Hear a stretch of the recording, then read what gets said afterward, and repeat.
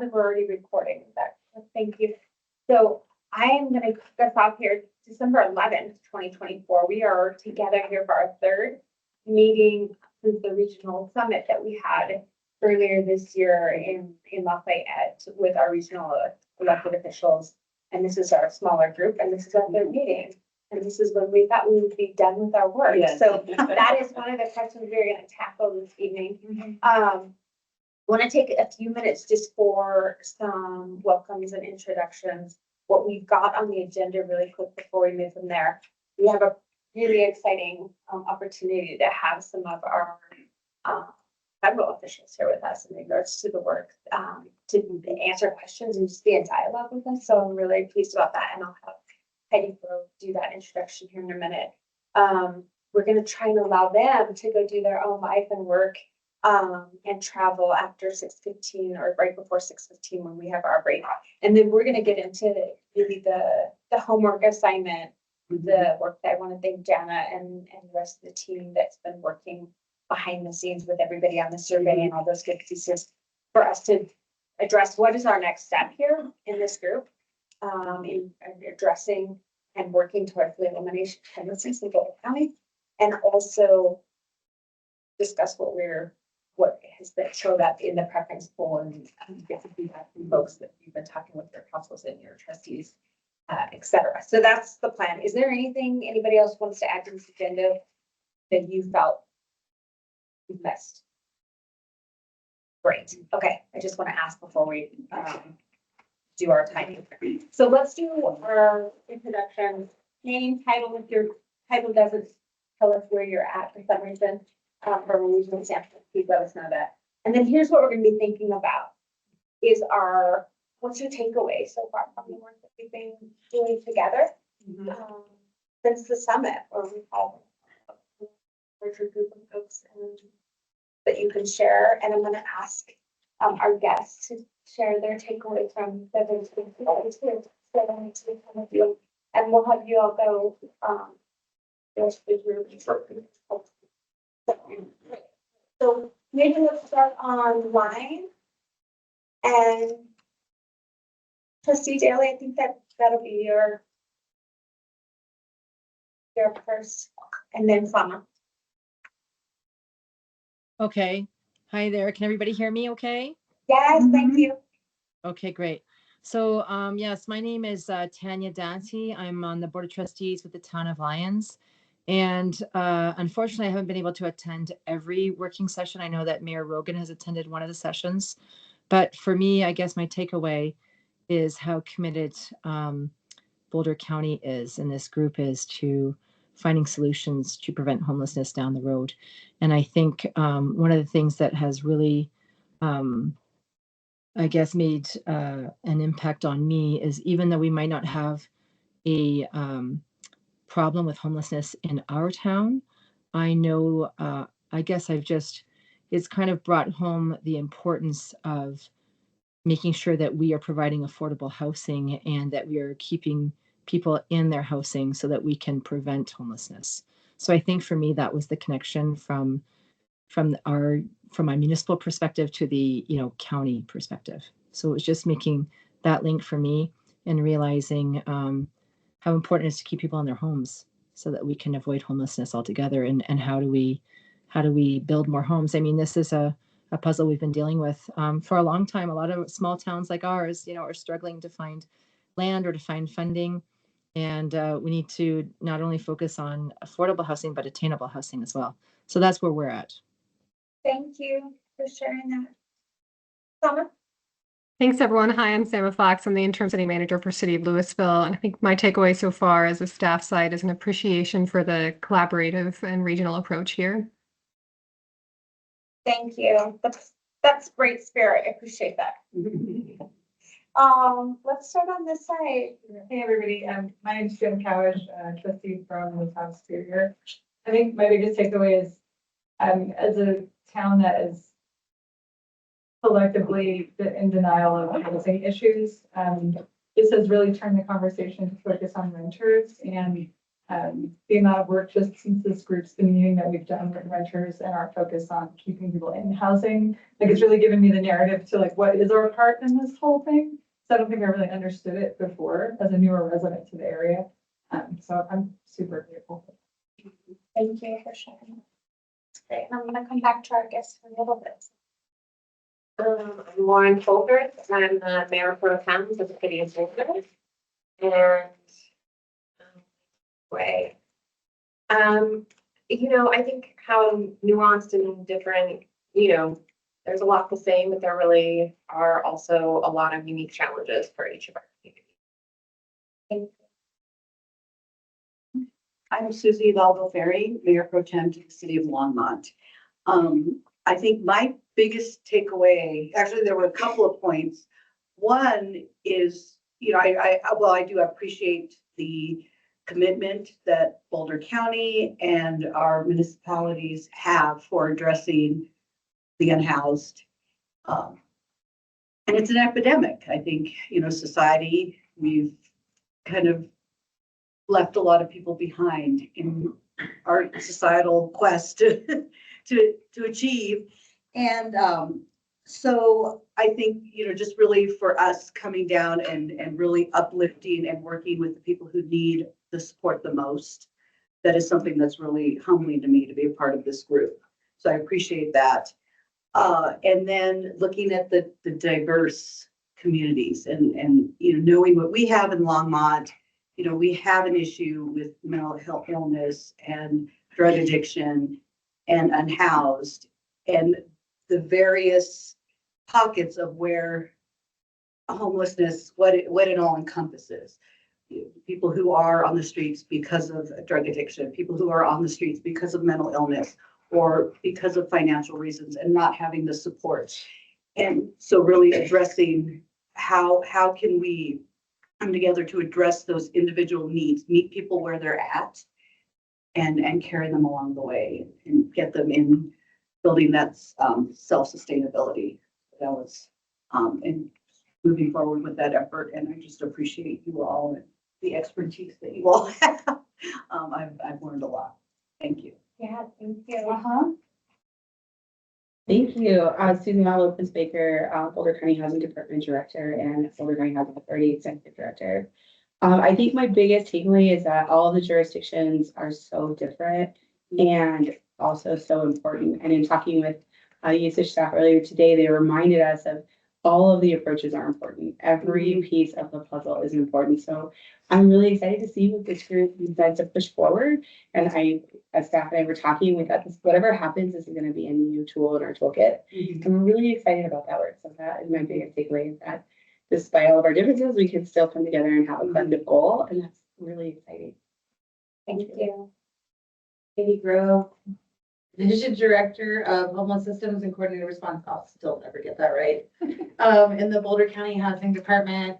And I guess I have the blessing of spending the day with the usage team and getting to see the work through you guys' eyes was so refreshing. And to see the work that this room has done and to actually witness it through a different perspective. And so this work is hard. It's not easy. And the commitment to come together and have tough conversations, also while celebrating some, different viewpoints, has been awesome. Jana Peterson, Boulder County Administrator, and my biggest takeaway, I was so inspired by where you all landed on the purpose for this work, being very people focused. And yeah, it's about housing, but it's all the people come first. Thanks for that reminder. Bill Cole, Boulder County Housing Department. I'm the Housing Partnership and Policy Manager. I only went to the May meeting and this one, so I'm not sure I can do bullet number 3. I think I'll pass it. We'll give you an opportunity at the end of the meeting, though. Okay. Megan, you the City of Boulder Health and Human Services. I too have only been one meeting, so I might defer to her on bullet 3, but I would say that collective conversation is always helpful, knowing that not one municipality or even everyone in this room is going to solve this issue. alone, and so the larger the conversation. Thank you. Kirk Bernhauer, so I support the Department of Housing and Human Services for the city of Boulder. And as we look at the regional approach, I think my takeaway is the importance, and hopefully you saw in your visit today, is permanent supportive housing and creating that in every community in our county. Really having that regional approach. I am Gwen Mossman. I'm the manager of our supportive housing unit here in the county. And I've also probably can't speak to bullet three, but I will say that on the meetings that I have been able to sit in on, it's really seeing the interconnectedness of all of our work and kind of the parallel tracks of developing housing, working with our homeless population, and also, as Trustee Dowdy mentioned, you know, keeping people in their houses that are already used. So. Thank you. Heriberto Mendoza, City of Longmont Human Services Program Manager. I think for me, the takeaway so far of this work together is I really appreciate the commitment to the continued collaboration, understanding that every municipality is unique, every situation is different, but yet we continue to come together to work together to try and move forward the work on addressing homelessness. So I appreciate that commitment. As hard as collaboration can be, we're still here. Thank you. I'll put that on my hair as well. Perfect timing. Thanks for joining us. We're just going through introductions. Share your name and title, and then what your takeaway is so far from our work together. Sure. My name is MJ and I'm not an elected official, so I'm not sure I'm supposed to be sitting at this table. But I am the affordable housing manager for the town of Erie. And I think my takeaway, because I've said in most probably the main thing, is really that this is a regional, and that if we put our shoulders together as a region and work together, then we will go a lot further. And there's a saying that says, you know, go fast. If you go by yourself, you go fast. But if you go together, you go far. And it's about going far together. Thank you. My name is Marta. I'm one of the bullet points. And for me, the takeaway has been, as a group of regional electeds, the humility to be able to say, okay, I don't know that, and I need more information. And that to me is really, really critical in our roles. To be willing to learn, to be willing to ask the questions, and to be willing to take the time to be collaborative. So I'm feeling really positive about this group and where we're going to end up this evening. So thank you. And this is also perfect timing. We're going to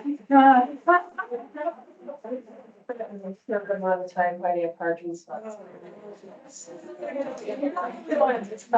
We have the last like people too. It's busier tonight. Man. Holidays. If you don't mind, we're just doing introduction, so name, title, and then we're asking folks to share their takeaway about the work so far with this regional group. So Barbara Lillington, I'm a council member in this well. And takeaways thus far from the group.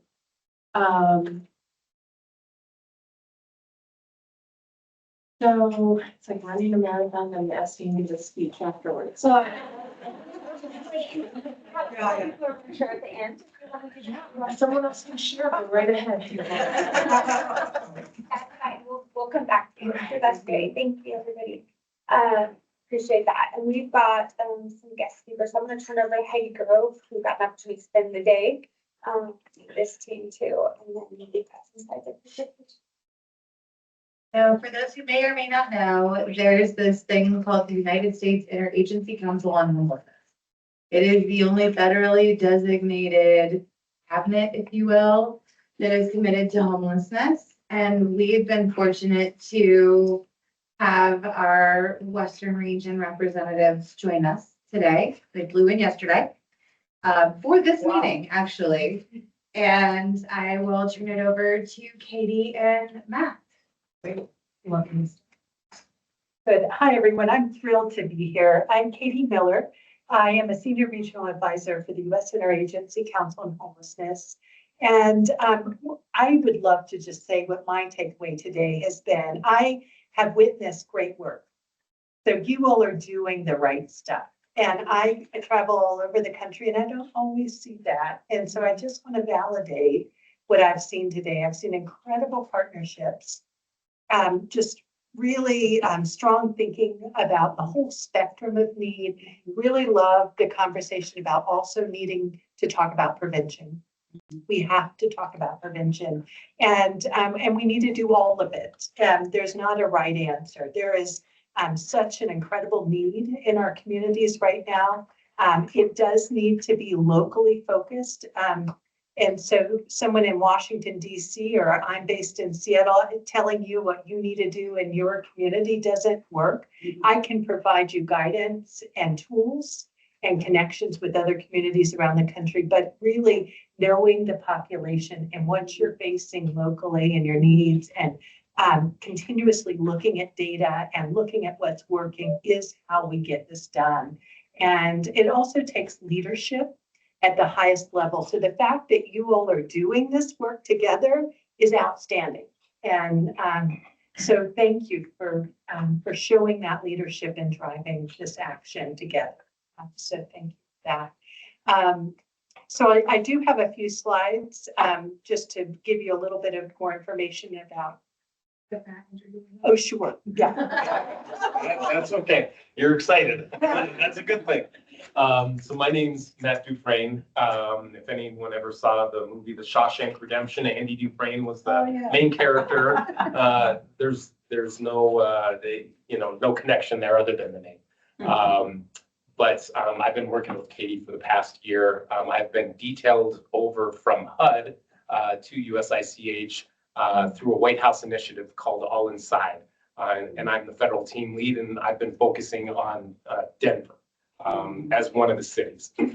We have 7 sites across the nation, and Denver was one of them. But as part of Denver, the focus was also on the metro area, and that's where Heidi has helped draw us in. And I think one of the takeaways that I have is that on our end, on the federal end, we need to do a better job of collaborating, coming into the collaboration that you guys have all been doing so well. I think maybe you have seen or felt that sometimes, maybe a lot of times, there's an absence of, a federal representative in the room or around. And so you may not have that connection. And I think that really is a disservice to you by us by not being here for you more often. And maybe you can't have someone flying in from Seattle all the time, but we do have local representatives from many of our departments here, including HUD. And I would like to try to do a better job of being here for you as needed. So if you're open to that. Good.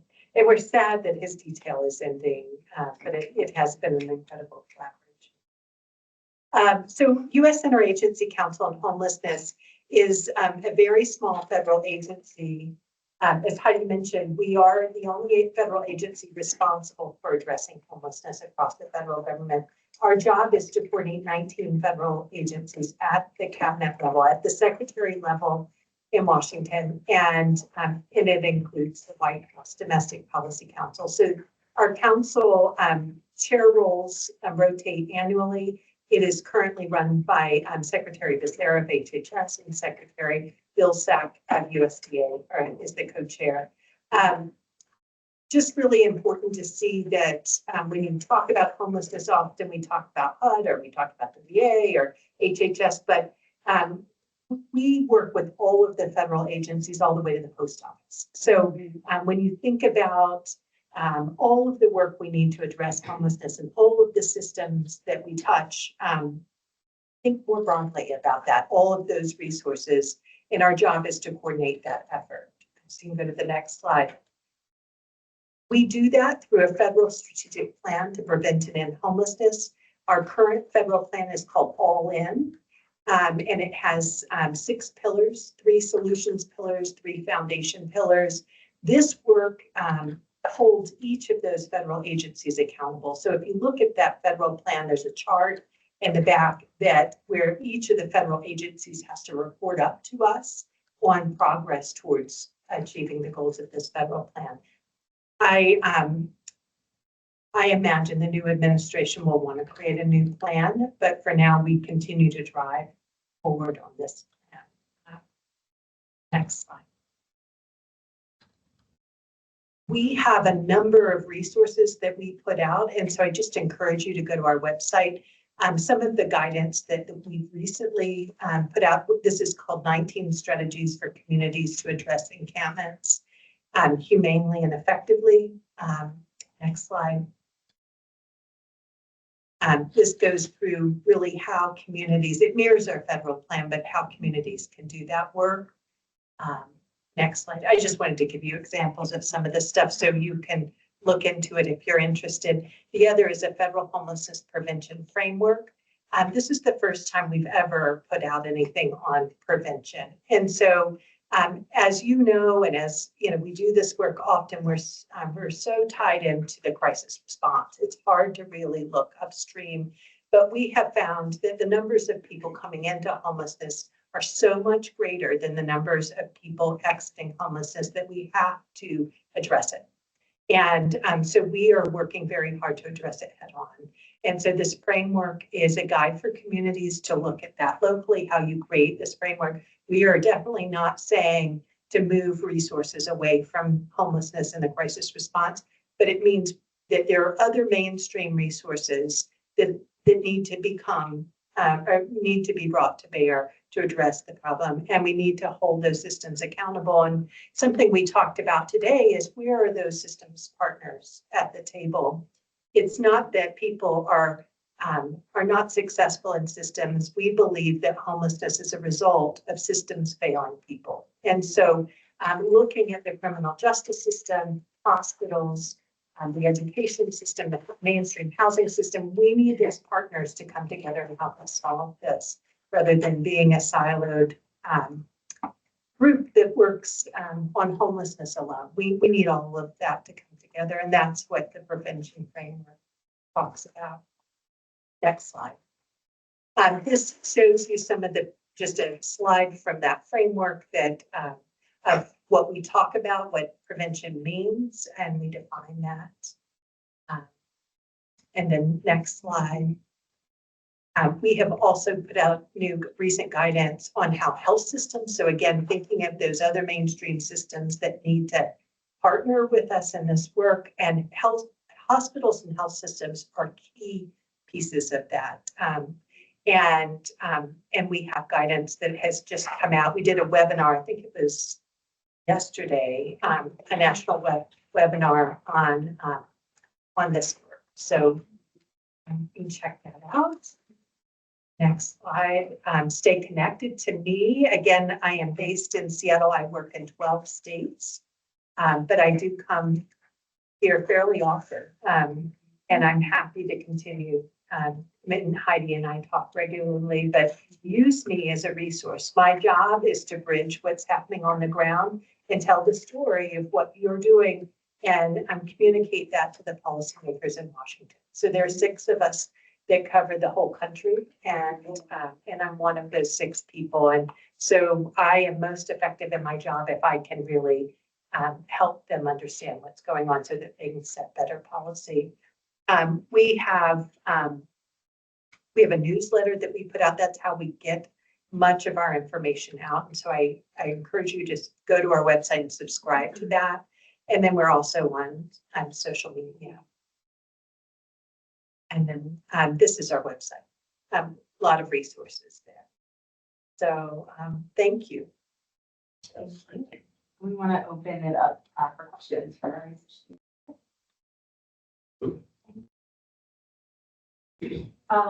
thank you for that presentation. I appreciate you sharing with us, resources that you've all developed, talking about the importance of us communicating that to you. Yeah. So you can do your job. I'm also curious, how do you connect all these communities within your region so we can learn best practices? Oh, from yeah. each other? I love to do that. Mhm. That's a big thing that I do. And I've been running a call, gosh, I think it's been almost 9 years with West Coast cities. It's a peer-to-peer call on homelessness. It's cities, mainly the high-level staff working for mayor's offices or cities from California, all of Vancouver, British Columbia is involved, and Hawaii, but recently have included Colorado, Utah, and other places that are really facing some of the same challenges as our West Coast cities, especially around high-cost housing markets and large numbers of unsheltered populations. And Heidi is joining that call. We have one on Tuesday. And then I can connect you if there are other cities you're interested in, just let me know. So I'm happy. I love doing peer-to-peer connections, and I have a lot of relationships. And then my colleagues also I can connect. It sounds like you also have that ability to, in a way, almost do some match making between A lot of that, communities that have similar challenges. Yes. We were talking about today, I've been doing a lot of work recently on federal lands, issues with the National Forest Service on encampments on federal lands, especially around fire danger. And I work a lot in Bend, Oregon, that has massive encampments. So similar to Boulder, where you have a community that has national park and federal lands, state lands, but having unsheltered populations living in those areas and engaging some of the folks that aren't used to dealing with homelessness, so park rangers and be happy. I mean, so anyway, I do a lot of that. Yeah.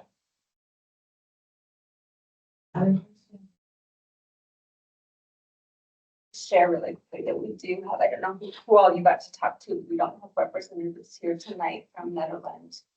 Okay. That's one of the specific issues that they've dealt with, these folks having correspondence. So that'll be a connection. Good. Connected with you on that resource. Also, we talked about when you're back in DC, if there's some folks you want to meet with, if we can help you to make those meetings. If you want to meet with someone at HUD or HHS or USICH, we can help with that.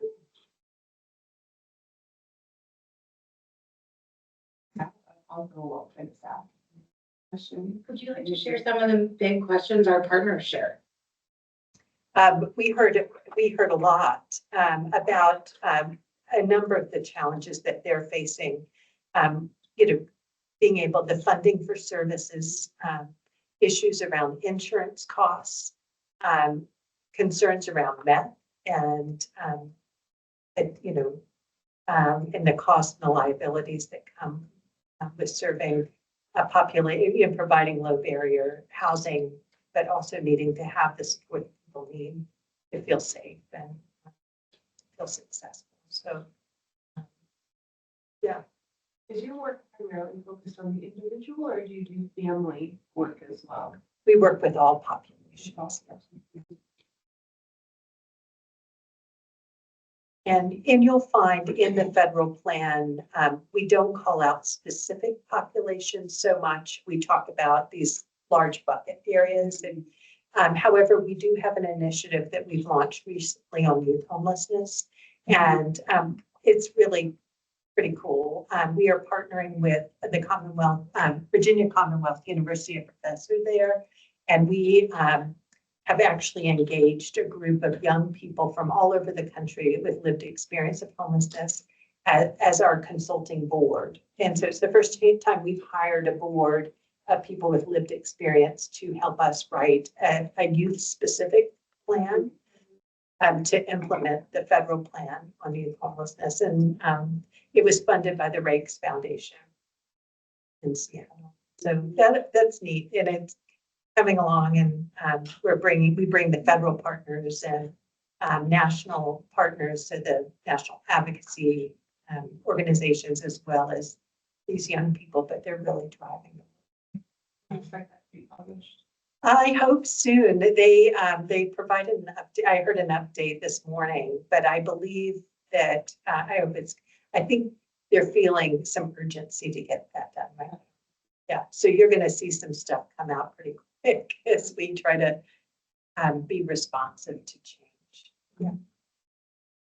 So you were in Longmont today, right? Yeah, The video project, so that was very exciting. That we're, making the way, paving the way on that piece, that supportive housing. That is a beautiful building. Yeah. It is just a beautiful building. I mean, something that was really important, we went to tour the Dolores project in Denver, and something that really resonated with me just because of my, we have personal experience with mental illness.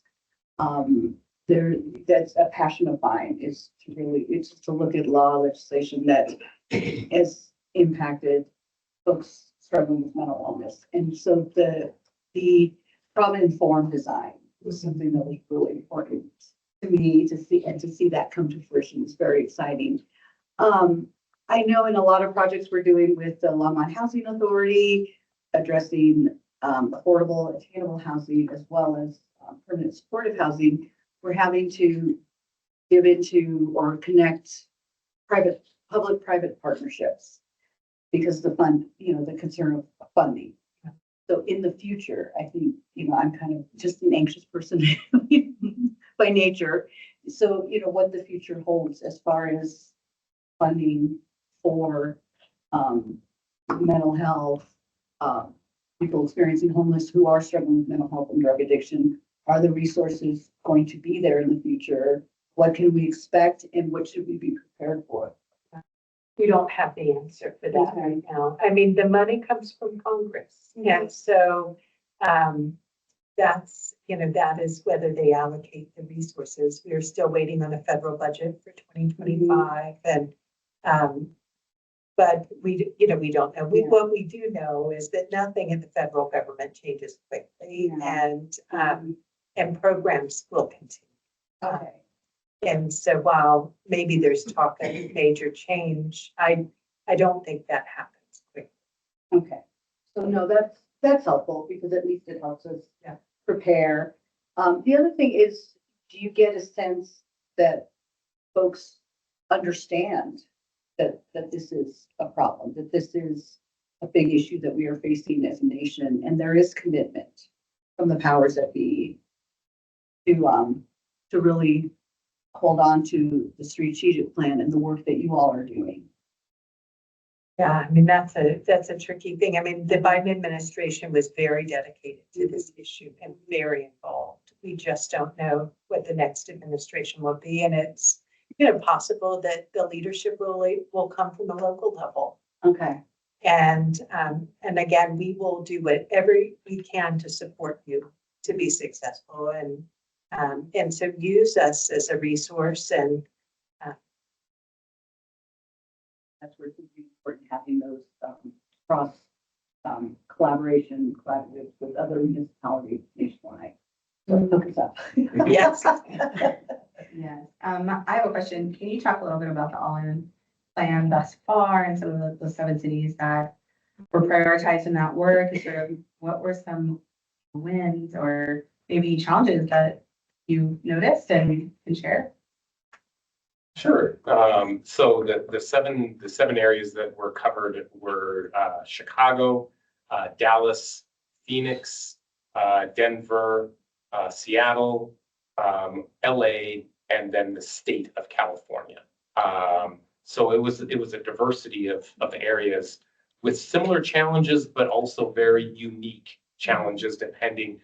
Phoenix, you've got the heat-related issues. You've got some other dynamics going on there. Dallas, similar, but also very different.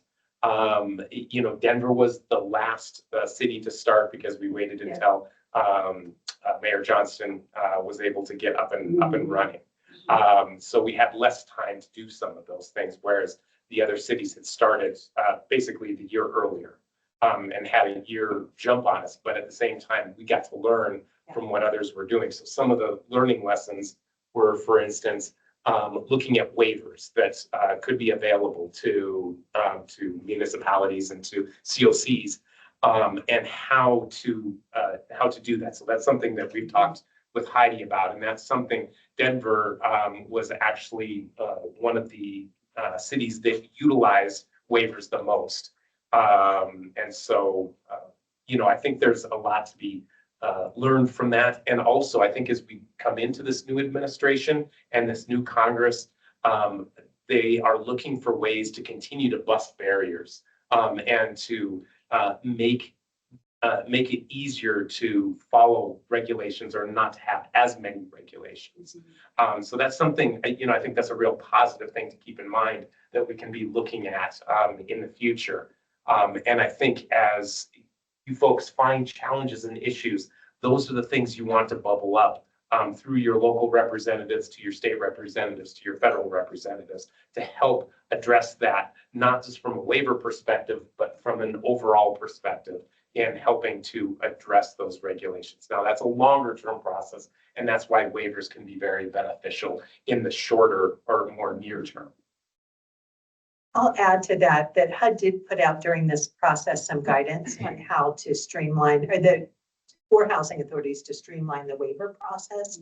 And I'll make sure Heidi has that guidance, because it also helped to deal with some of the restrictions around, physical social security cards, and because some of the waivers that cities went after were things like presumptive eligibility. So you could move somebody into housing, and then you'd have a period of time to gather all of the identification needed. So that you were trying to gather all these IDs while people were moving around outside or in and out of shelter. And so these waivers, you can access it. You don't have to be a part of this initiative, and it tells you how to do that. You work with your local HUD field office on those types of waivers. It needs to come from the housing authority, but that was mapped out better.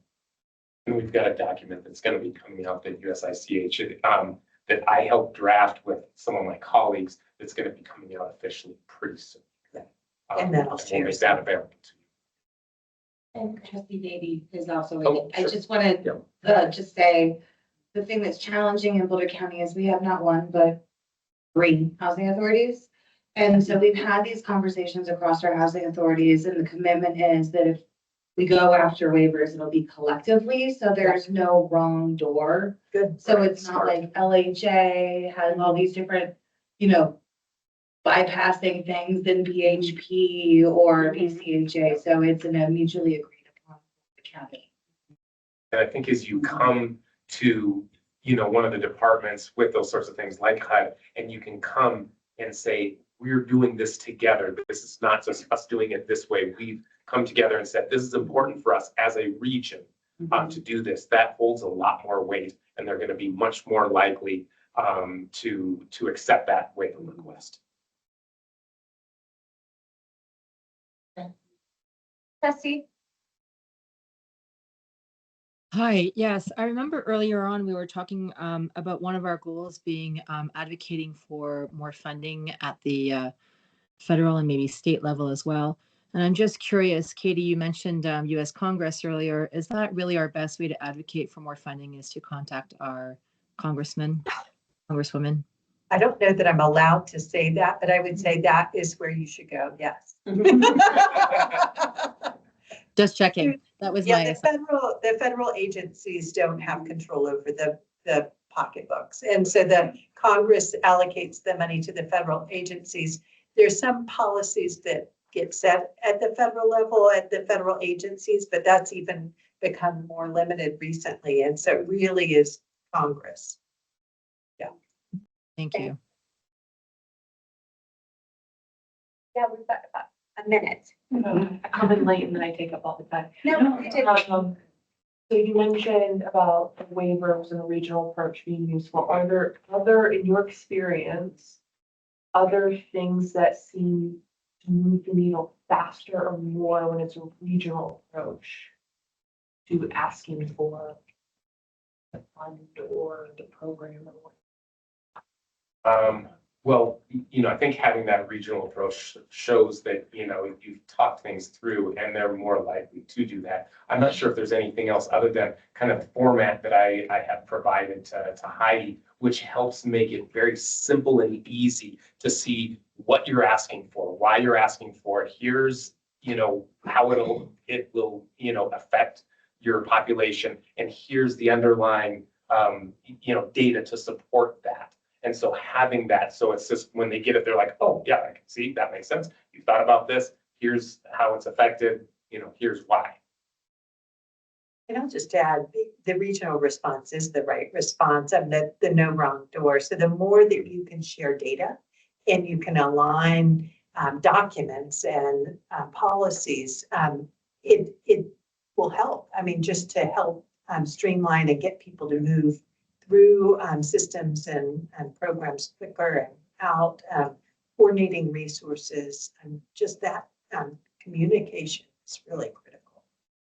But it also helps to tell this story to funders. And so the more that you have the data and you can show that, they're not funding the same program here and the same program there, but you have the story to tell about the need, that is going to make you more competitive. Yeah. Okay. Thank you so much. I don't know if you all have any closing words that you will just have in no obligation. No, I have a card and I can pass it around for everybody. Yeah, that'd be great. And the presentation, I have contact information. Yes, And we can add your contact information. Perfect. I just want to say thank you to all of you for all your commitment and dedication on the day-to-day work that you're doing that's behind the scenes that no one usually sees or knows about, but it's so important. And thank you for inviting us to be part of this. We really appreciate it. We're gonna take our break based on schedule, but that'll give us the opportunity to make some really big decisions this evening. We originally thought we would be meeting a few times and have some direction, and we appreciate the share out initially and some of the takeaways where people were talking about collaboration. We're talking about just learning together, the different discussion points around commitment that people were sharing and different takeaways.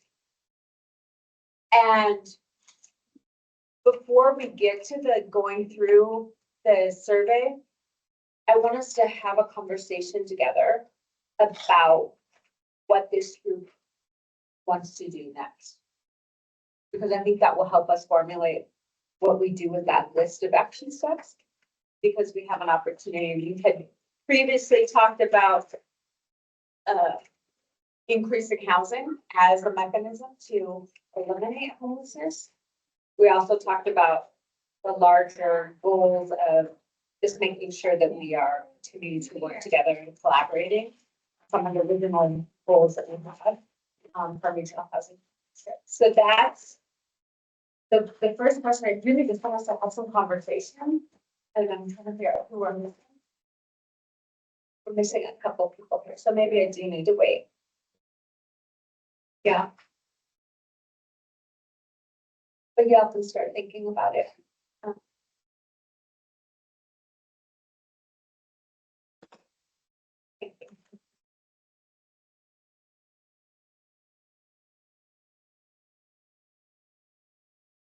You go back to now.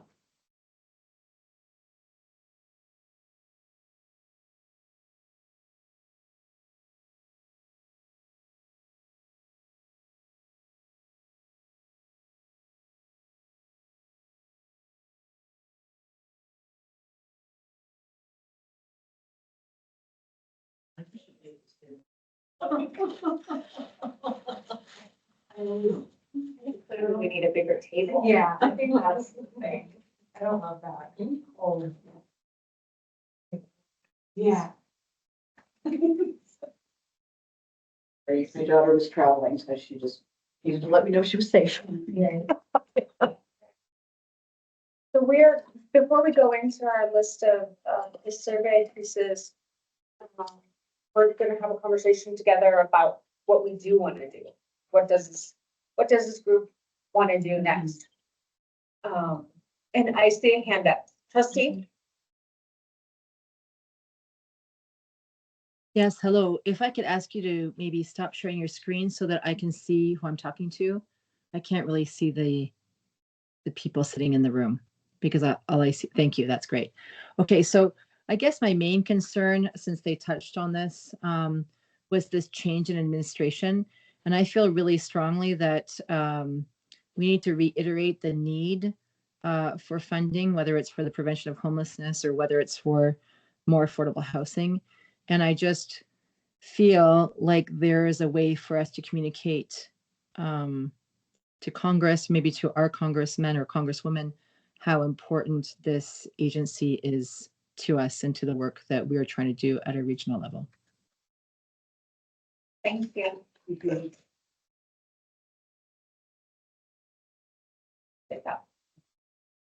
What other thoughts do people have about?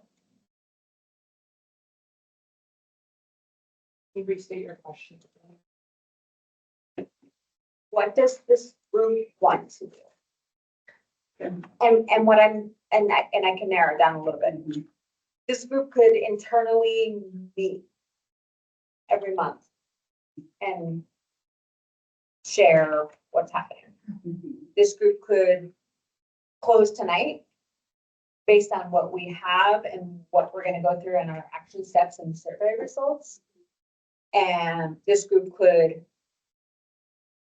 close tonight with what we've got and reconvene once every few months to share where we're, like, what motion we've had with whatever committee we have. We could take 3 goals. We could take 1 goal. So that's kind of what, which is connected to the first conversation that we had. My belief, and I'm happy to hear from other folks that were in that meeting with all of our elected officials and a whole lot of community members and partners. The ask, I believe, there was, what are we going to do? What is our action step? That helps. Yeah.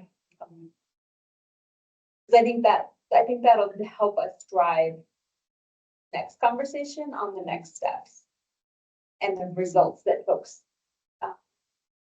went through with their different councils and boards in regards to what is collectively, what are people asking? Yeah, of course. It seems to me like, Heidi's like our point person on homelessness in the region. And my question is, what do you think that would be most helpful for you to be effective in the work that you do, to have the elected doing? A laundry list. And we talked about the very beginning, like I think our first meeting kind of really got into that, sort of like what's the lane of the elected officials. I know, but we've had a lot of conversations. Sure. In the first meeting, and I don't know if there's things that have surfaced as we've had these conversations that might help you crystallize. If you had a wish list for the electeds, what might your top 3 things be? And then that might, the electeds.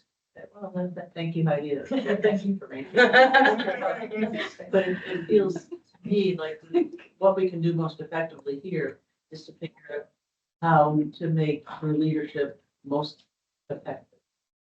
I would say, and it's interesting because we had this conversation with Katie and Matt, like the communication, like the messaging we tell constituents, we are so desperately lacking it. Like the successes that we have, the challenges we face, the core root cause of homelessness, which, like Katie said, is failed systems upstream. Like, and really, like, how do we have a common language on how we talk about that, as well as how do we really talk about and bolster what we know works, like housing and homelessness, and the wraparound services, the supportive services are so critical, not only to help people stabilize, but prevent them from falling back into homelessness. And so from an elected's perspective, like those kinds of conversations and spaces that we're not always in would be really helpful. And being able to, when something happens, come together and say, we can rally behind this without question and we will support this, whether it's a bill, whether it's a request for funding, whether it is calling your congressman and collectively saying, no, we actually need this to happen. I was like really high level, sorry. MJ. No, I just thought it would be helpful to sort of set that as project. I have a question on that, like, just as a follow-on, is there a mechanism for ensuring that that is getting to us directly, or is that something that just for me, speaking personally from the Superior perspective, like, do I meet with you? Do I meet with someone to ensure that I'm where I need to be on advocating these things in my community? Which I'm happy to do, or is there a mechanism already in place for how to translate what's happening there to be effective or heard by people in the Superior community, and how it fits in the picture? I think that's the ultimate question, right, Commissioner, is what are those next steps? I'm happy to meet with anybody, anytime, any day. I'll be honest, I've had it in my notes several times to like call you and meet with you, and I'm always like, she has to be so busy. I just be like, please help me understand more. So I'm like trying to figure out, how do I do the most I can do on my own and not take resources from somebody who's already overtaxed with all the things. But I don't know what I don't know. And so what does that look like for me to be a better advocate for? In the future, don't ever like hesitate. Like and I'll be honest, like if you're like, hey, Heidi, can we meet tomorrow? And I can't. I'll be like, how about about like more time the next day? Yeah. One of the things I want to get to though is what your needs are and what commitment staff can make to you. So that is on our list. For tonight. Yeah. Trustee? Oh, yeah, sorry. Thank you. I'm unmuted. Can everybody hear me? Yes. Okay, great. Sorry, I didn't realize I was still unmuted. I was just thinking back to Commissioner Loachamin's original question about the, future of this group. And I feel like from what I've heard from the takeaways, we've had so much success around collaboration and commitment. I feel like we need to continue that collaboration and commitment, whether it's on a quarterly basis or a monthly basis. I feel like up until this point, maybe it's been more of a quarterly basis. I think that we need to continue this discussion. And I feel like for myself personally, I feel like I'm still kind of scratching at the surface and not really digging deep. And I feel like maybe there's a way we can dig deeper. But I think that, obviously we need a little bit more time. And Heidi, I really appreciate what you said about the messaging and communications. And for me, as an educator, it always comes back to education and how do we educate our constituents and how do we educate our towns and cities. And a lot of that has to do with communication. And, I didn't realize that the USICH actually had a newsletter. Of course, I'm going to sign up for that newsletter. And so I now wonder, does, Boulder County also have a newsletter like this that deals with homelessness and what we're doing about homelessness? And so maybe that's something that we can talk about for, that communications piece. But I think that our work is important, and I feel like we need to continue this conversation. Thank you. I thought it was interesting that, when asked kind of like what they thought power that sort of as a regional group might be, they spoke to, bringing forward what the challenges and barriers were individually facing. And also making sure our data and documents are all in alignment. And both of those things feel to me more like staff level tasks. I mean, I'm not in the weeds on what our documents actually look like and where they're aligned and where they might not be, but it does seem like maybe that is there is a role for us to play in helping provide the encouragement to look at those kinds of things, I think, and to support making changes to come into alignment, or to maybe collectively advocate for some things where we see challenges that we're collectively facing. So maybe there could also be a portion that is maybe asking staff, what of those things, where are we missing those things, and what could we collectively work on to bring greater alignment regionally.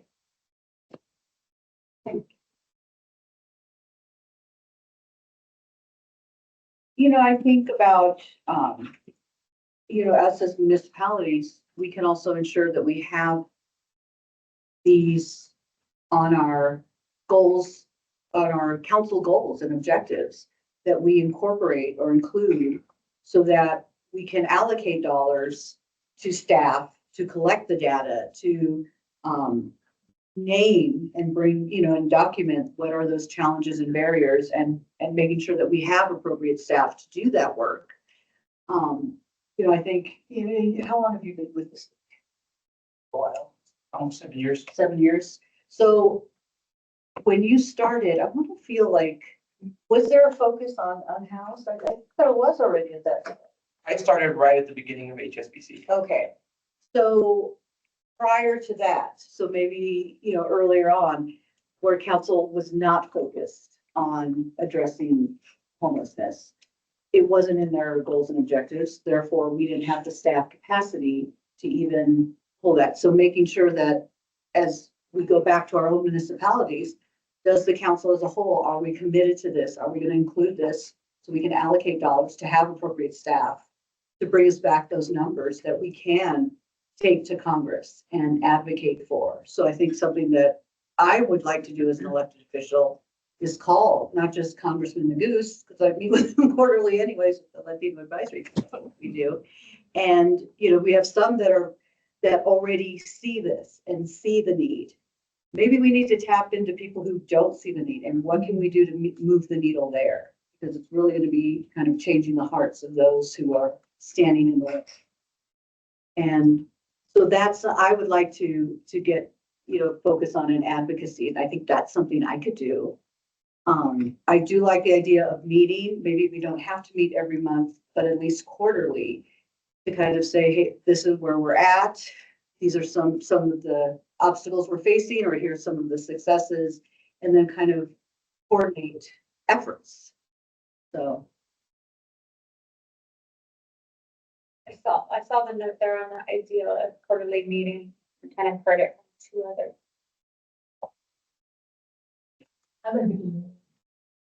Monthly seems like a lot, quarterly is okay, but maybe every other month, depending on kind of what campaign we're pushing or.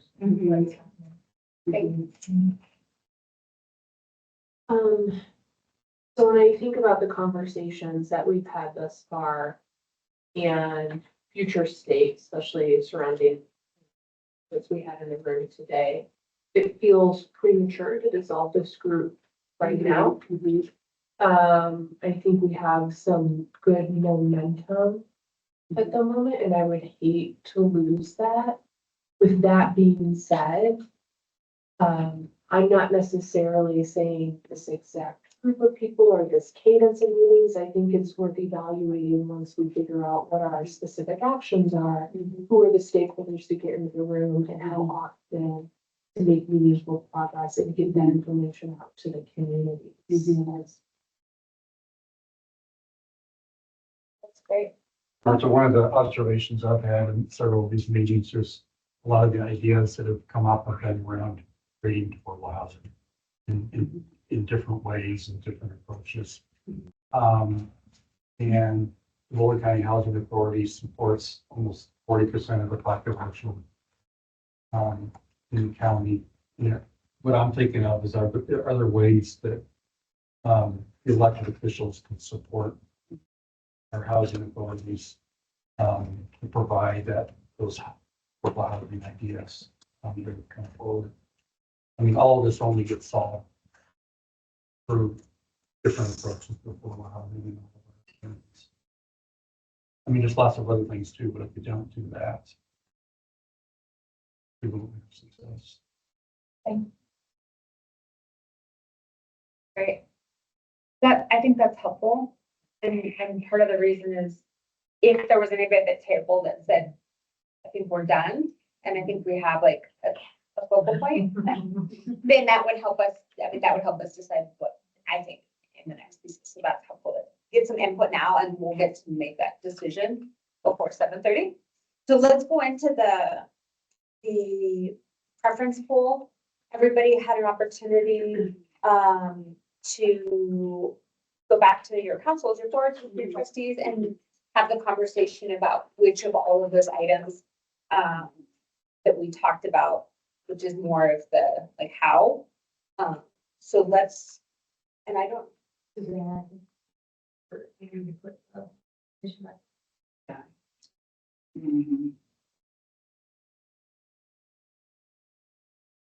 And we've got the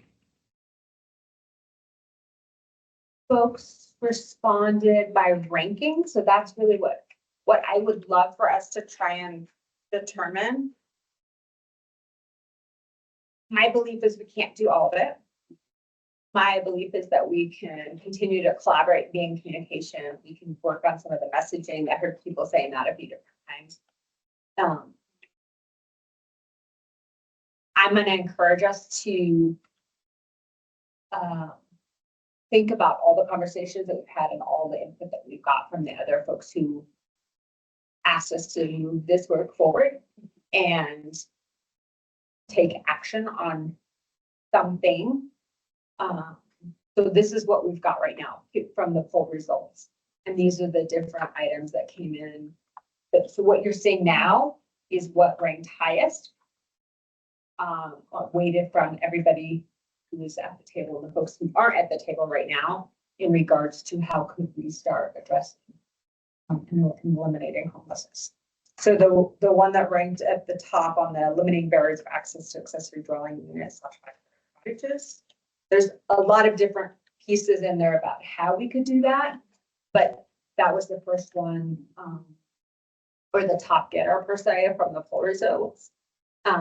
The second one, we had some more conversation about this one for last meeting, was working on that goal that was already established through the regional housing partnership, but also what was added in there was to identify consequences for folks who aren't doing that. And then we've got the next poll getter, was in regards to reviewing statewide rental assistance data, and advocating for equitable distribution. And then you can see the other ones. Happy to go through the rest of them if people want to go through. You've seen it, you've voted, you've talked to your own teams about it. So I think for me, my question is, how many of these action steps do you want to commit to? Heidi, go ahead. I was just gonna add, one of the things that, bless you, that Matt did share with us is when he was talking about those HUD waivers, they've already sent us a burner template of being able to get waivers to have housing vouchers connected to ADUs when we're ready to try it. Thank you.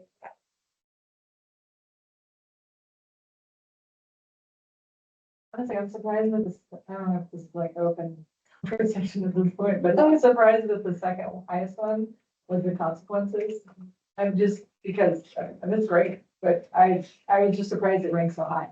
Because I think I can speak about my own community. I've actually said, hey, if we're not gonna do this, then why do we have this policy? Why do we have this ordinance saying that we're gonna, or the resolution saying we're gonna come up with this, and then they come in front of us, developers, and you guys don't make them do affordable housing. So that's fantastic. It puts teeth in those kinds of things. I'm surprised that other people ranked it as high. Thanks. Yeah. That one's surprising. And you all know your jurisdictions and your towns and what you're facing, so. Bill? So a question on 2C, because I wasn't in the previous meetings, as I said, but it says 10 to 12% of new affordable housing being dedicated to PSH. So it's 10 to 12% of the 12% goal. Is that what we're saying? I know they're two different things, but when there's 12% goal for the county of affordable housing, they're saying 10 to 12% of that 12% would be PSH. Is that what I'm reading on that 2C? Yeah, Yeah, so like if you were to build 100 unit, like let's just say Willoughby decided to expand, not that she wants to, for another 100 units, like 10 of those units would be dedicated to PSH. I just wanted to make sure I was reading that right. Thank you. Yeah, thank you.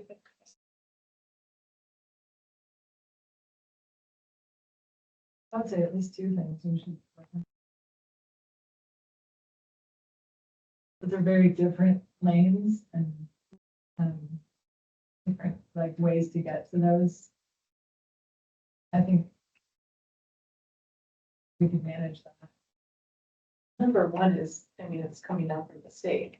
Well, right, ADUs, this is very timely after that. You use a region, like to help add another solution to what we're trying to address here in this room.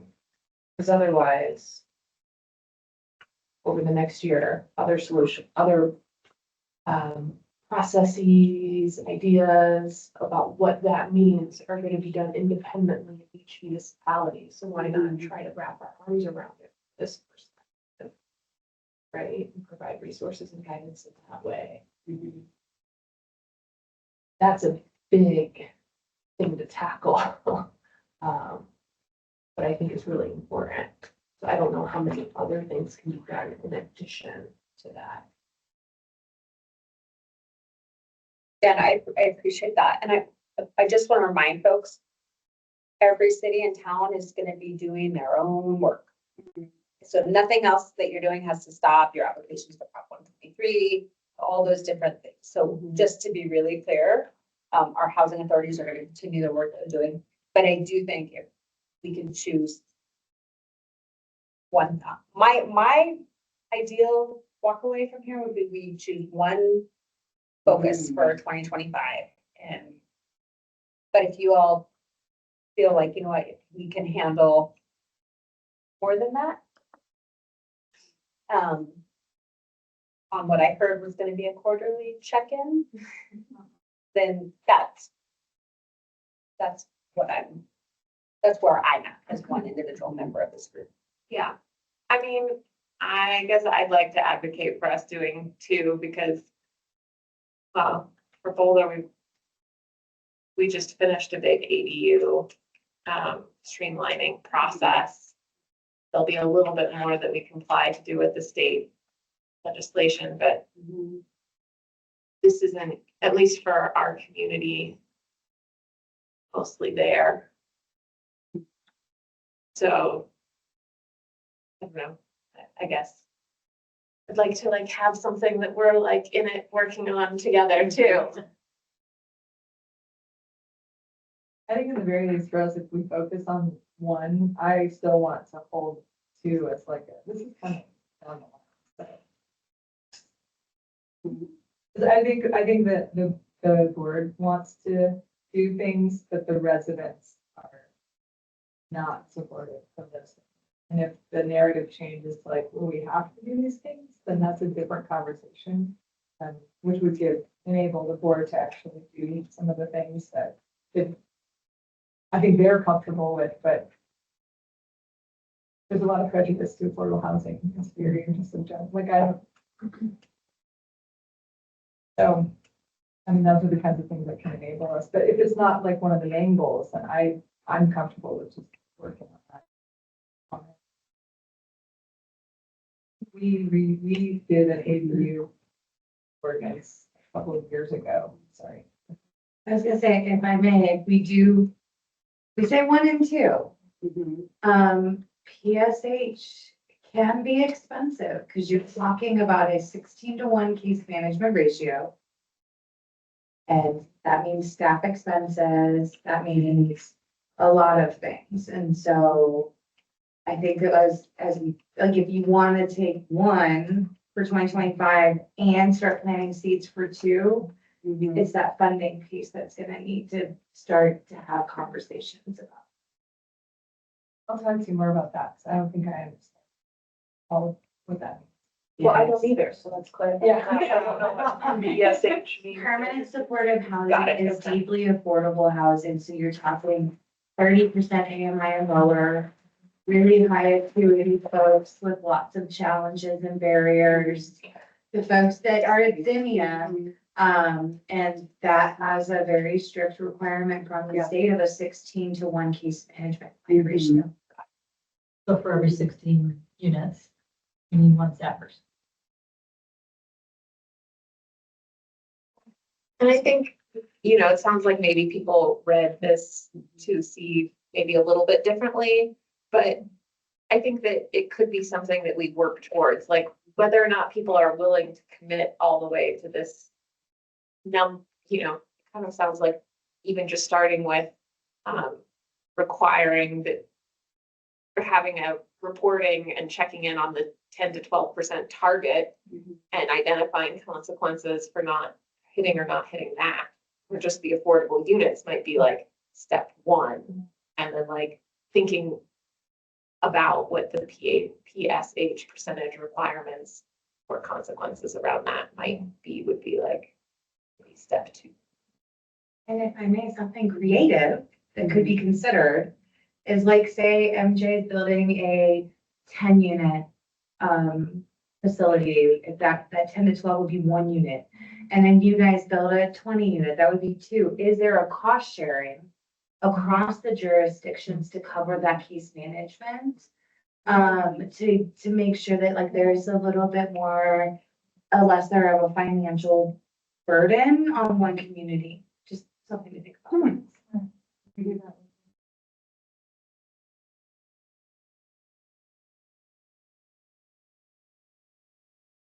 I'll also say just on, item number 2, the regional housing partnership folks are developing a data dashboard that really looks at what percentage of affordable housing we have in each of the communities.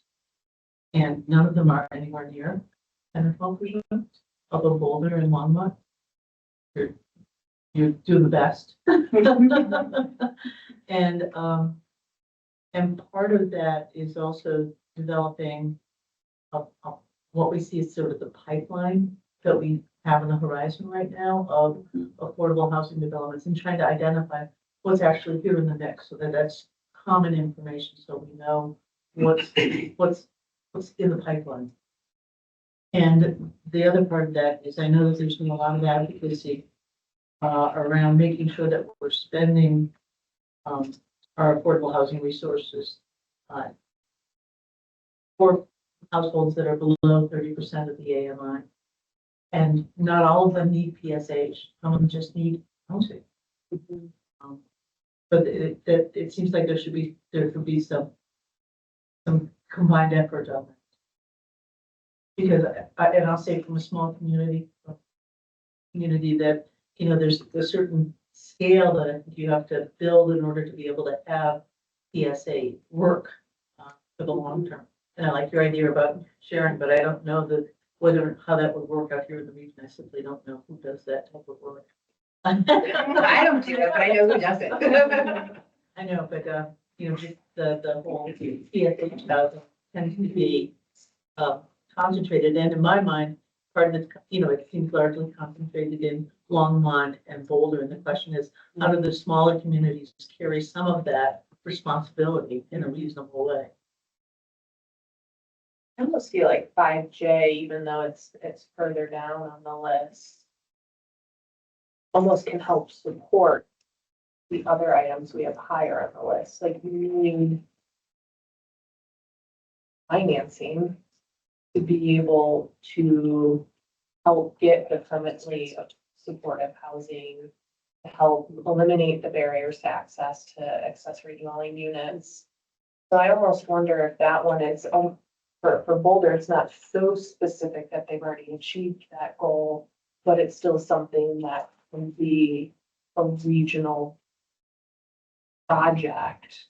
I don't know, in Louisville, we've seen many examples where, you know, a private developer comes to build units. And because we don't have a lot of land, which is not unique in this group, right? They're not building 100+ units, so they'd rather take the fee in lieu because they actually can't afford to finance their project and build the affordable units themselves. So we've only had fee in lieu, we have yet to have someone actually build the units and integrate those units into our community. Which is, I think, ultimately what we're looking for in some respect. So I don't know what others' responses are to 5J, but for me, that's just standing out more and more as this conversation evolves. I have a thought on 5J if I could share, which is just, I mean, I don't know that standard financial incentives really make sense. Like what it takes to finance a project in Boulder is going to be different than what the financing looks like in other communities, just like our fees are different for those things. And so I don't know that having like a set fee, you know, if our fees are 10 times what anyone else's fees are, having a set fee waiver is going to be a lot less attractive in our community than it would be in other communities. So it's something we could look at, but I think that I don't know that the standardization is definitely as powerful on that one, in my opinion. Something we recently did was we revised our code to have, so if the developer builds affordable housing, they don't have to go through all the steps in the process of the public hearing and then, you know, all that. And so it goes straight to administration. So that's 4A. So that I was just looking at you know, rather than taking an incentive route, what's another way that would incentivize that's not finance? Make sense? Expedited review. Yes, expedited review. 4A. Thank you. Yeah. So So that's where I'm thinking maybe that one instead of 5J, but. So I want to just check in. Are we gonna, do we want to open up the full list and lobby each other? 701, and I'm not saying no, but that's. We already gave the, Mhm. I mean, we can if you want to do that. I feel like It's all right. this was the work that we did Yeah. already, right? So. Yeah, I just want to check in. Because I think we could all, I think we all have strong feelings about something that didn't make it to the top one. So, but I want to ask, so, okay, thank you. So we're okay just using what the process we've already agreed to? Okay. And to me, this is part of the like historic work that we're doing. So this list won't go anywhere. And if we magically get this first one done in 2025, then while we have these other ideas that we've talked about. I'm also wondering about on 2C, just listening to the conversation, if that is one that we could, and maybe even with the first one too, is the next time that we meet or somewhere in between that, really work out like the what would be under the what and how would we do that? That would allow us to meet with some of the folks that are already looking at policies, et cetera. 2C could change a little bit because I don't know who wrote that one. So I don't know what the data of the 10 to 12% for PSH.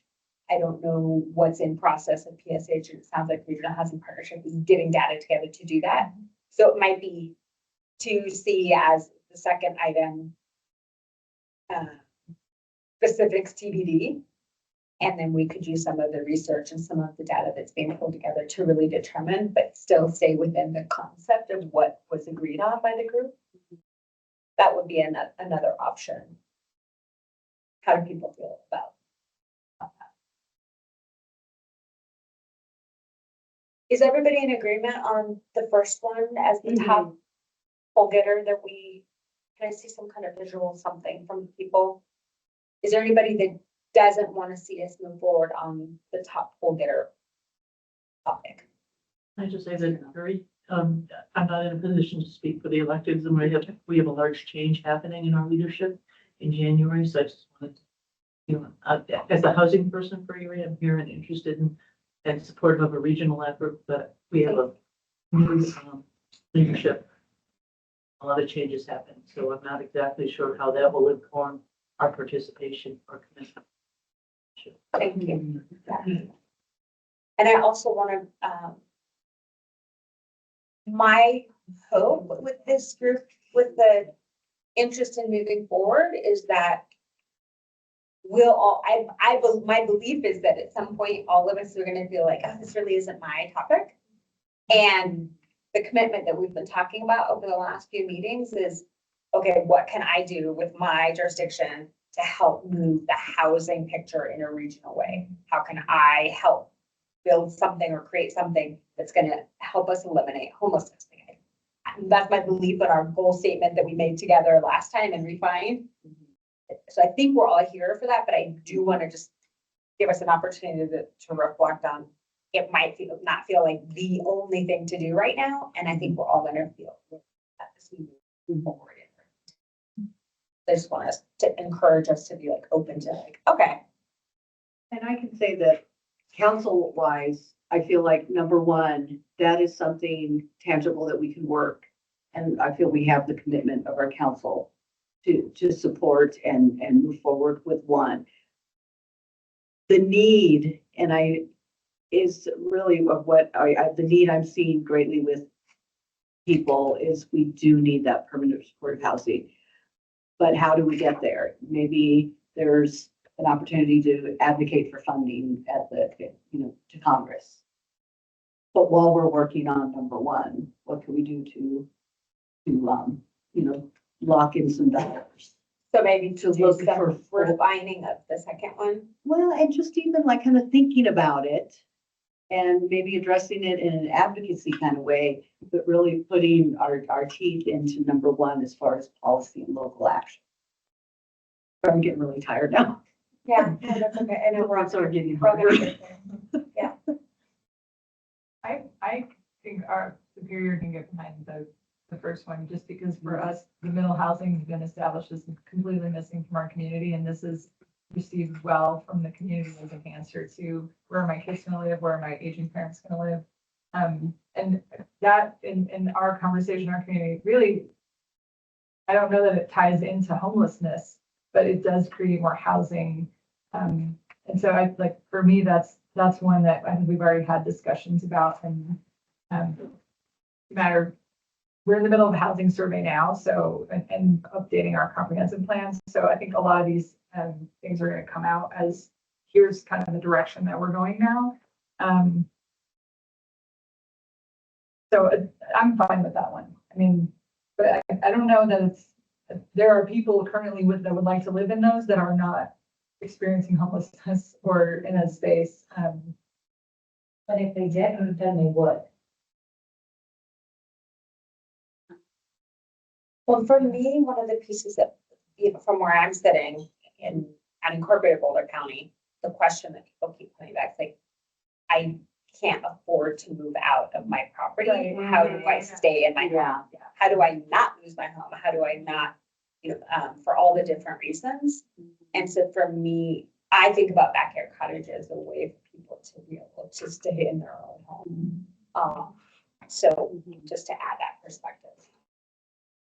To me, ADU opens up a whole lot of different options, whether it's duplexing and thinking about the state legislation. I agree. I think you've already said from a time standpoint with what we've got, the state legislation, it makes sense to me to use what support we have right now with our state electeds to really, I think we could get support there too, on what we're working on. Commissioner Ray and chime in just on a process.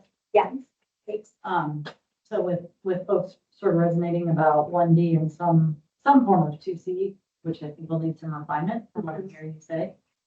I'm just going to anticipate a homework assignment for you all, and I sent those out by email, so I thought I'd give it verbally. That if your jurisdiction already has an ADU ordinance policy, if you can collect that and identify which staff from your jurisdiction is like a point person for ADUs. So we have a lot of housing folks in the room, but it might end up being somebody from a planning staff perspective. So we just might need some different expertise. So I just wanted to make that suggestion. And then in a sidebar conversation with Bill, it sounds like the Regional Housing Partnership dashboard with identifying affordable units should be available in the first quarter.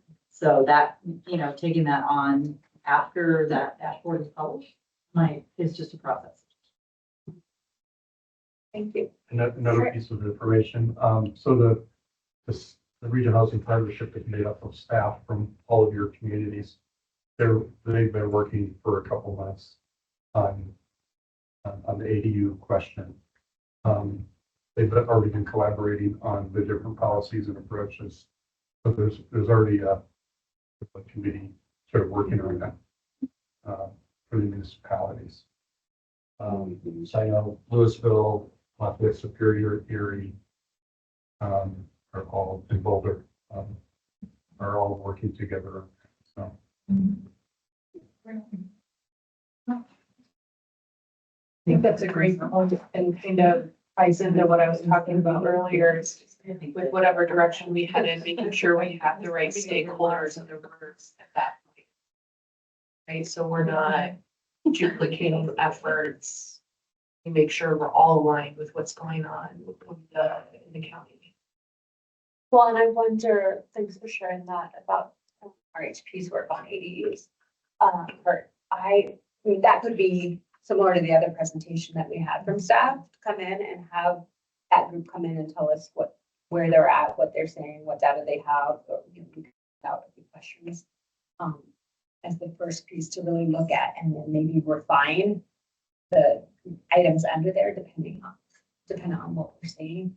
I'll just share with you all in regards to that state legislation that for unincorporated county areas we're not included per se in that state legislation, but we have the option to go through a process to become designated as ADU friendly. Yeah, counties weren't included in the requirement, so we have an opportunity to do that. So just so you all know, we're from the county, unincorporated county perspective. Is that something that the county might communicate with us? Like, as we look at this? This would be very helpful to have as a regional goal. If we want to see backyard cottages. Way. Okay, thanks for the process piece. That's super helpful. It is 7:11. Here's what I've heard so far in summary. That we agree that we want to collaborate. That we are happy that we have brought regionally this topic together. That we want to eliminate homelessness in Boulder County.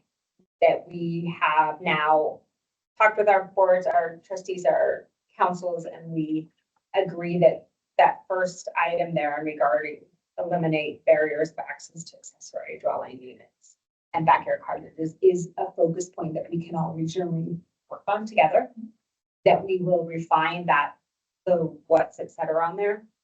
I've heard us talk about the second item there as something that we could work towards.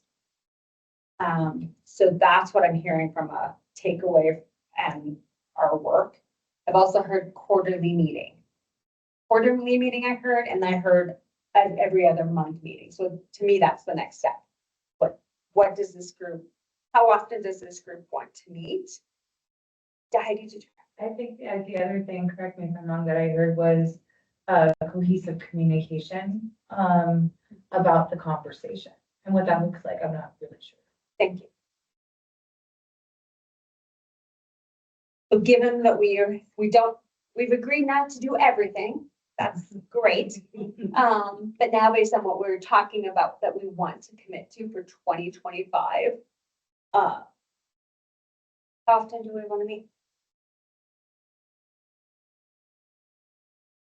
I feel like I lean on staff to help us make this choice. I feel like they're the ones that are going to do the work between each meeting, right? And what frequency is doable for them to come to each meeting with an update or meaningful.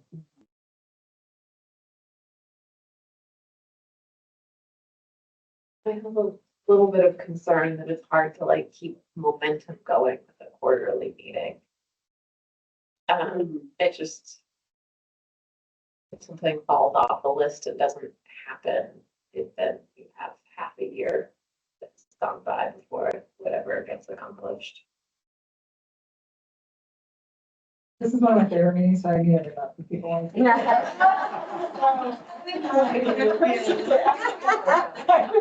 So maybe every other. That makes me so happy and no. And no, thank you. I don't like what I asked for, but I don't think there could be enough of the conversation about this, so. Yeah. But you're right though about the quarterly thing though. It does get lost. It does. I mean, maybe we could do every other month and then if we're like, okay, that's too much, then too much. Like, that's adjustable. Maybe the target isn't adjustable, but like the, meeting sequence or. Okay. Yeah. Or is there something in between meetings that could be just like, we don't actually need, but here's like a check-in of like three bullet points of like what's happening. So it keeps us honest and keeps us focused on it. That doesn't require anybody to like do all of this. Yeah, I'm wondering, I'm trying to think of from the last time we met, because there was a break of times that we couldn't meet, right? So it was like 2 months that we didn't meet. And we had assignments and we had work and thanks to staff who like checked in and were like, okay, here's what you need to be doing. That was not helpful, by the way. I was like, oh, there it is again. Yeah. So for me, so I feel fine with quarterly meeting because I think given what we have here and to give staff the opportunity to set up presentation, because I'm guessing we'll want to have some presentations, not just from that group, but maybe whatever the follow-up is. And I'm okay if folks feel like, we really do need to meet every other. Could we maybe like do quarterly meetings with a commitment of updates intermittent, like the 6-week mark? Because, changing policy takes time. And it's like having it every or a monthly meeting, like things don't really happen that fast. I wish we didn't do it, but they don't.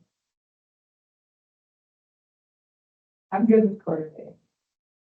Just if I'm the only one that's like asking for it. And yeah, that's absolutely okay.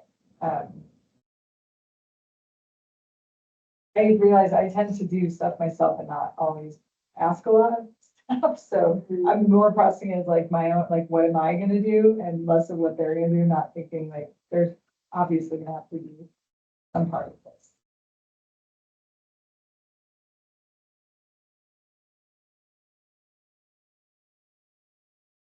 Yeah, for me, like I said, I rely on, that feels like that's a good cadence and updates and usually works well. I'm board with that. We always pivot, right? We're like, hey, there's something really good we're working on. We need to get it out sooner. I'm open to meeting more frequently for a short amount of time to get that work done. Yeah, I agree with that. Okay, when do we have to make the ADU updates by the state law? Tuesday. That's what I thought was June 30th. Yeah, that's right. I'm just trying to think about that in relation to like meeting cadence too, like if there is any checking in that they want to do together. Would be the 3-month marker before the. We'll probably have a good idea of what how they're accomplishing that. So that if we stay on the Wednesday meeting cadence that we've had, that would be Wednesday, March 12th. Is the next meeting date. Oops, already have stuff on your calendars for that day that you guys know.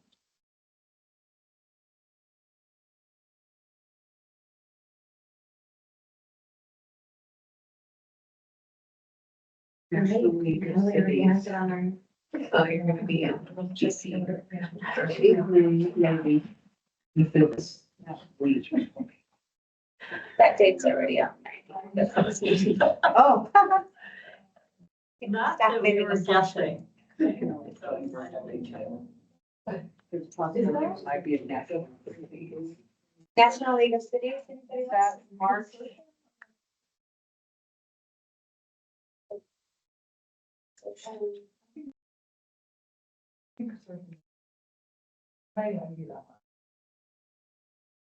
Yeah, it's not on my calendar. And FYI, it's already on your guys' calendars. Oh, it's just on ours. It's just- It's just wow. You're good. If you need 3 months between. Okay. What else did I not capture for notes from this meeting? The only one that you haven't mentioned that I captured was a request to share out the usage presentation, just because it had all their contact information. Thank So you. We will send that out. Thank you. So we'll make sure that gets sent out. This one as well? Yeah, this would be report back to the council on the results. And just highlight the Yeah, top first two one. or the top one. Okay. Yeah, absolutely. Thank you. We talked a little bit about maybe having for that first meeting, the regional housing partnership and the team that Kurt was talking about that's working on ADUs. Just come and present and we could ask questions. Does that feel like a good place to start? We might also be able to show the dashboard by March. Yeah. Okay. Yeah. That would be great. I could ask someone from our policy team to come in and just give, if it's helpful, or we could provide it ahead of time, the actual legislation and what they're saying state level. That's happening with ADUs. Would you like to have that in presentation, or is that an email of we'll get before March?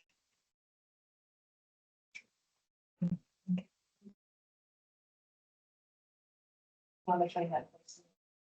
Do elected officials in the room need to see that?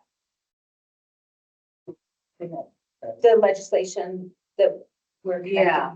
No, I have that. Okay. Just gonna offer to send Yeah, an yeah. item to read it. Okay. Anything else anybody's gonna need for? All right. Thank you, everybody. Thank you.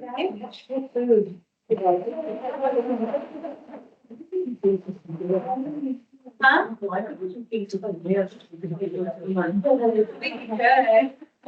I appreciate it. Like, I know, like, I don't know why. Like, yeah. I thought it should have a big.